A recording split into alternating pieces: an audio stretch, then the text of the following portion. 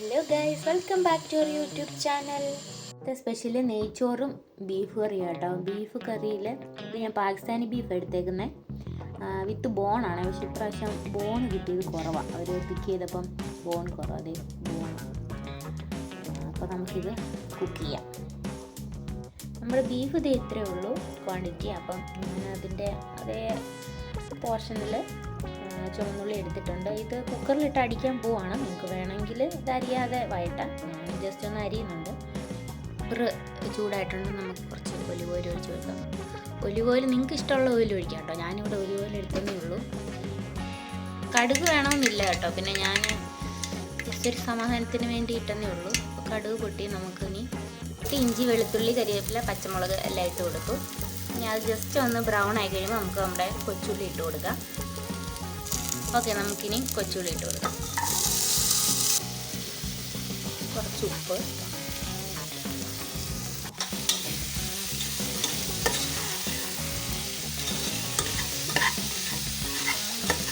ഇതിലൊരു സാധനം ഇടാൻ മറന്നുപോയി കേട്ടോ. ഞാൻ വാങ്ങിച്ചില്ല. തേങ്ങാക്കൊത്ത് ഇടണേ. ശേഷം ഉള്ളി ഒന്ന് വഴണ്ടിട്ടുണ്ടെങ്കിൽ നമുക്ക് ബീഫ് ഇട്ട് കൊടുക്കാം.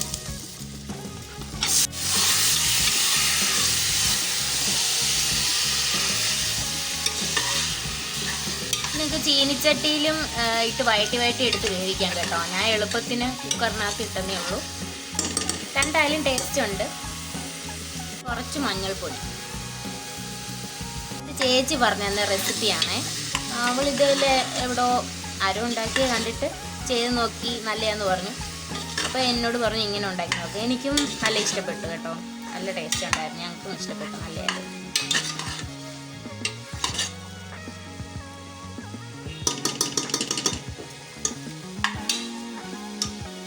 ബീഫിൽ നിന്ന് ഓൾറെഡി വെള്ളം ഇറങ്ങും കേട്ടോ. ഇത് പിന്നെ ക്വാണ്ടിറ്റി കുറവായതുകൊണ്ട് ഞാൻ ഇത്തിരി വെള്ളം ഒഴിച്ച് കൊടുക്കുന്നുണ്ട്. വെള്ളം കുറച്ച് ഒഴിച്ചിട്ട് അടച്ചു വെച്ച് വേവിക്കാം.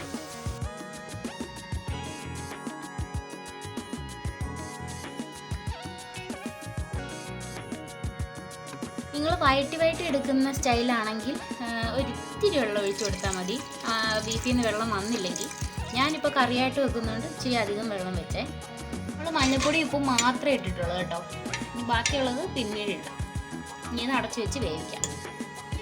ഇതിപ്പോൾ മല്ലിപ്പൊടി, മുളക് പൊടി, ഗരം മസാല, പെരിഞ്ചീരകം, ഇത്തിരി ഉപ്പ്, ഇത്തിരി മഞ്ഞളും.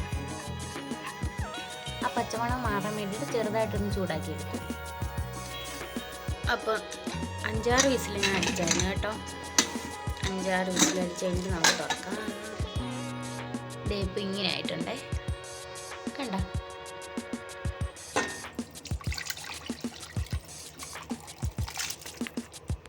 നിങ്ങൾക്കൊരു ബീഫ് പെരട്ടാണ് വേണ്ടതെങ്കിൽ ഇത്രയും വെള്ളമൊന്നും ഒഴിക്കരുത്. നിങ്ങൾ വഴറ്റി എടുക്കുകയും വേണം. അതുപോലെ ഈ ബീഫ് ഇത്രയും വേവിക്കരുത്. ഇപ്പോൾ ഒരു 5 അടിയിൽ 5 വിസിൽ നിങ്ങൾക്ക് വെന്ത് കിട്ടുമെങ്കിൽ നിങ്ങൾ 4 വിസിലാകുമ്പോഴത്തേനും ഓഫ് ചെയ്യുക. പിന്നെ ബാക്കി ഇങ്ങനെ കിടന്ന് വെന്തോളും കേട്ടോ. ഇങ്ങനെ കിടന്ന് വേവേ. നമ്മുടെ ഉള്ളിയും വെളുത്തുള്ളിയും എല്ലാം അടിഞ്ഞ് കേട്ടോ. അടിഞ്ഞ് കണ്ടോ, വെന്ത് വന്നിട്ടുണ്ട്.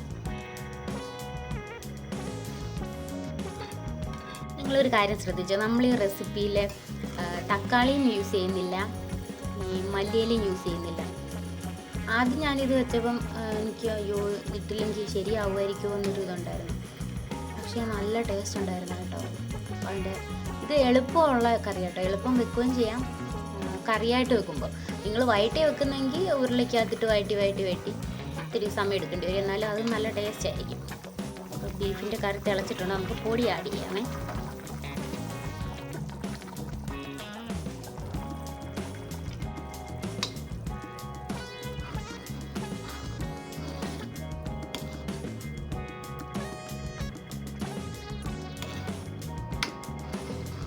സാധാരണ ബീഫ് കറി വെക്കുമ്പോഴേ നമ്മൾ തലേന്ന് വെച്ചിട്ട് പിറ്റേ ദിവസം എടുക്കുമ്പോഴേ ആ മാംസത്തിനുള്ളിൽ ആ മസാലയൊക്കെ പിടിക്കത്തുള്ളൂ. പക്ഷേ ഇതെന്ന് വെച്ചാൽ നമ്മൾ വെച്ച് കഴിഞ്ഞ് നമ്മൾ കഴിക്കാൻ എടുക്കുമ്പോഴത്തേനും ഇതെല്ലാം പിടിക്കും. കാരണം നമ്മൾ കുക്കറിലിട്ട് വേവിച്ചല്ലോ ആ ഇൻഗ്രീഡിയൻസ് എല്ലാം. മസാലയുടെയും കൂടെ ഉള്ളൂ അത്. പക്ഷേ അതും ഇപ്പോൾ തിളയ്ക്കുമ്പോഴത്തേനും സെറ്റാവും. 10 മിനിറ്റോളം തിളപ്പിച്ച് സെറ്റാക്കി. നമുക്ക് കരിവേപ്പിലയും കൂടി ഇടാം. കറി റെഡിയായി. നോക്കിയേ, കറിയൊക്കെ നല്ല തിക്കായിട്ട് വന്നിട്ടുണ്ട്. നമുക്ക് തീ ഓഫ് ചെയ്യാം.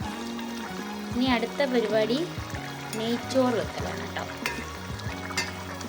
അരി നന്നായിട്ട് ഡ്രെയിൻ ചെയ്യുക. സവാള അരിഞ്ഞ് വെച്ചിട്ടുണ്ട്. കുറച്ച് നെയ്യ് വെച്ചിട്ടുണ്ട്. നമ്മുടെ എടുത്ത് വെച്ച സ്പൈസസ് ആഡ് ചെയ്യാം.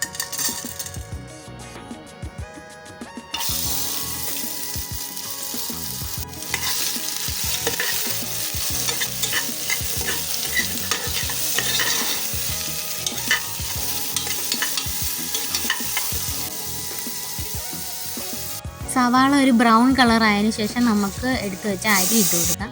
അരി ഒത്തിരി അങ്ങ് കഴുകരുത് കേട്ടോ. ഇത് ജീരകശാല അരി എടുത്തേക്കുന്നത്. 5 മിനിറ്റ് നമുക്ക് നന്നായിട്ടൊന്ന് ഇളക്കി കൊടുക്കാം. ആ നെയ്യൊക്കെ അരിയിലൊന്ന് റോസ്റ്റ് ആവാൻ വേണ്ടിയിട്ട്. അത് കഴിഞ്ഞിട്ട് വെള്ളം ഒഴിച്ച് കൊടുക്കാം.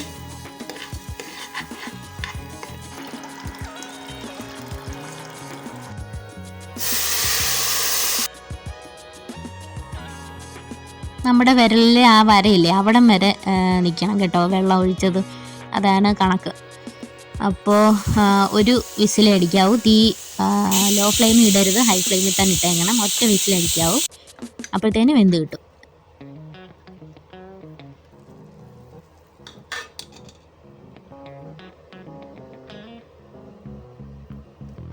അപ്പോൾ നിങ്ങൾക്ക് ഇഷ്ടപ്പെട്ടെങ്കിൽ do like, share and subscribe to my channel. അടുത്ത വീഡിയോ ഇട്ട് ഉടനെ കാണാം. അതുവരെ ബൈ.